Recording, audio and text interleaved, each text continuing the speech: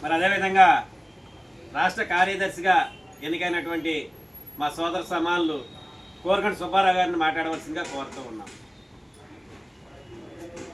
ఈరోజు స్వామి వివేకానంద జయంతి సందర్భంగా ఆ మహాపురుషుని స్మరించుకుంటూ ఆ సందర్భాన్ని పురస్కరించుకొని ఇవాళ కొత్త కమిటీ వేసుకుంటున్నాం మనం.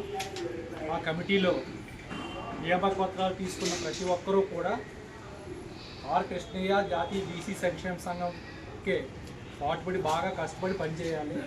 45 ఏళ్ల సుదీర్ఘ పోరాటం చేసిన ఆర్ కృష్ణయ్య గారు 25 సంవత్సరాల నుంచి బీసీలందరినీ కూడా ఒక తాటిపైకి తేవాలని కష్టపడి పనిచేసే భవానీ గారు ఆధ్వర్యంలో ఇది జరుగుతుంది. కాబట్టి అందరూ కూడా మనసవాస కరెక్ట్గా కష్టపడి పనిచేసి మంచి మంచి టీంలు వేయాలని మనస్ఫూర్తిగా కోరుకుంటూ ఈరోజు నియామక పత్రాలు పొందిన అందరికీ కూడా, ఇక్కడికి వచ్చిన పెద్దలందరికీ కూడా హృదయపూర్వక సంక్రాంతి శుభాకాంక్షలతో నమస్కారాలు.